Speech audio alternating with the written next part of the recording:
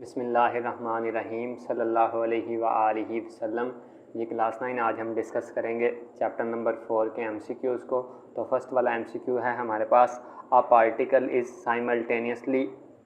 Simultaneously का मतलब होता है बैक वक्त, यानी एक ही वक्त में acted upon by two forces. एक पार्टिकल के ऊपर एक ही वक्त में दो फोर्सेस अमल कर रही हैं।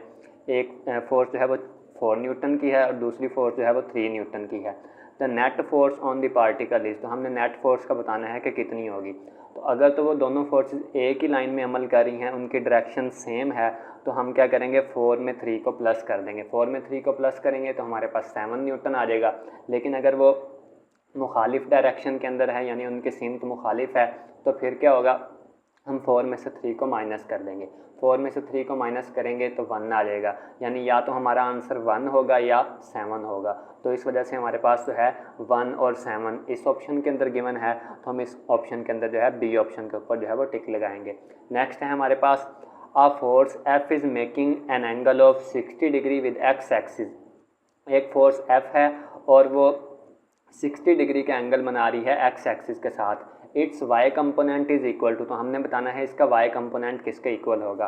तो आपको पता है वाई कंपोनेंट फाइंड करने का फार्मूला होता है हमारे पास, F Y is equal to F sine theta. तो क्योंकि थीटा 60 है तो थीटा की जगह पे 60 पुट कर देंगे, तो हमारे पास बन जाएगा F Y is equal to F sine 60। तो हमारे पास बी ऑप्शन में गिवन है एफ साइन 60, तो इसके ऊपर हम टिक लगा देंगे।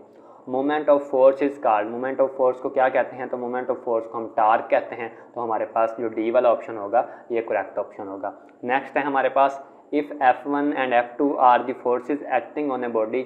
अगर F1 और F2 दो फोर्सेज हैं जो कि किसी बॉडी के ऊपर अमल कर रही हैं, एंड टा is the torque produced in it, और जो है उसके अंदर टा जो है वो टार्क प्रोड्यूस होता है, the body will be completely in equilibrium. तो बॉडी कम्प्लीटली इक्विलिब्रियम में, मुकम्मल तौर पर इक्विलिब्रियम में, तवाज़ुन में कब होगी। तो कोई भी बॉडी मुकम्मल तौर पर इक्विलिब्रियम में तब होती है जब वो दोनों कंडीशंस को, जो इक्विलिब्रियम की दोनों कंडीशंस हैं उनको सेटिस्फाई करती है। पहली कंडीशन होती है sigma F is equal to 0 और दूसरी कंडीशन होती है sigma tau is equal to 0। तो जिस ऑप्शन के अंदर sigma F is equal to 0, sigma tau is equal to 0 होगा, हम उसके ऊपर टिक लगाएंगे। तो फर्स्ट ऑप्शन में गिवन है sigma F is equal to 0, sigma tau is equal to 0। जब कोई बॉडी दोनों कंडीशन को सेटिस्फाई करती है तब वो इक्विलिब्रियम के अंदर होती है। तो हमारे पास ए वाला ऑप्शन जो है ये करेक्ट ऑप्शन होगा। नेक्स्ट है हमारे पास, a shopkeeper sells his articles by a balance having unequal arms of the pans. एक शॉपकीपर है, दुकानदार है, आर्टिकल से मुराद है कोई भी चीज़ जो वो बेच रहा है, तो वो बैलेंस के ज़रिए, जिस बैलेंस के ज़रिए अपनी जो है वो चीज़ें अशिया को बेच रहा है, having unequal arms of the pans, तो उसके जो आर्म्स हैं वो अनइक्वल हैं, मतलब उनकी लंबाई जो है वो बराबर नहीं है। If he puts the weight in pan having shorter arm, अगर वो शॉर्टर आर्म के अंदर वेट रख के फिर उसको तोल के देता है, तो हमने बताना है कस्टमर को फ़ायदा होगा, नुकसान होगा, या फ़ायदा या नुकसान कुछ भी नहीं होगा। तो इसको समझने के लिए मैंने यहाँ पे सेम इस कंडीशन की जो है डायग्राम ड्रा की है। तो ये हमारे पास उसने बताया हुआ है इसमें कि एक जो है वो लॉन्गर आर्म है, तो मैंने ये लॉन्ग बना दिया, और एक उसका शॉर्टर आर्म है, तो एक उसका शॉर्ट आर्म है।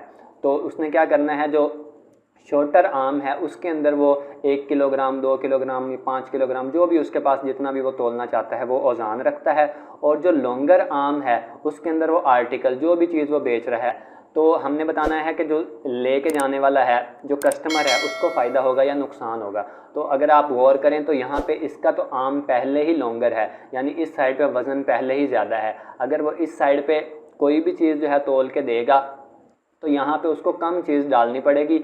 मिसाल के तौर पे अगर 1 किलोग्राम है, 1 किलोग्राम में 1000 ग्राम होते हैं, यहाँ पे अगर वो 800 या 900 ग्राम डालता है तो उसका जो है पलड़ा जो है वो बराबर हो जाएगा। तो उसके बाद वो जो है उसको कस्टमर को दे देगा। तो इस तरह से कस्टमर को जो है वो नुकसान होगा, क्योंकि वो ले तो 1 किलोग्राम के, ये जितना भी वेट है उसके पैसे ले रहा है, लेकिन दे वो उसको कम रहा है, तो इस वजह से कस्टमर को क्या होगा, नुकसान होगा। तो इस वजह से हम जो है कस्टमर को लॉस होगा, तो हम यहाँ पे लॉस वाले ऑप्शन के ऊपर टिक लगा देंगे। नेक्स्ट है हमारे पास, a man walks on a tight rope. एक आदमी एक तनी हुई रस्सी के ऊपर चल रहा है। He balances himself by holding a bamboo stick horizontally, वो अपने आप को बैलेंस करता है, मुतवाज़न रखता है एक बांस की बनी हुई स्टिक को जो है हॉरिजेंटली यानी उफ़क़ी हालत में जो है वो पकड़ के।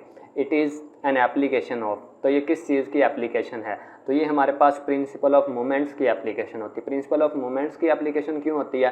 क्योंकि हमारे पास प्रिंसिपल ऑफ मोमेंट्स के मुताबिक कोई भी जिस्म तब इक्विलिब्रियम में होता है जब उस पर अमल करने वाला क्लॉकवाइज टार्क उस पर अमल करने वाले एंटी क्लॉकवाइज टार्क के इक्वल हो।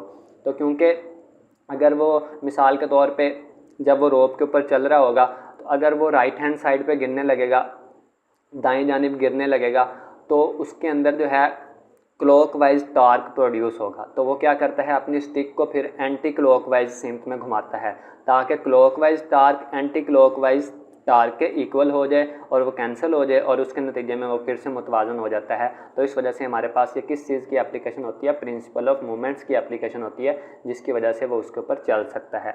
नेक्स्ट है हमारे पास in stable equilibrium the centre of gravity of body lies.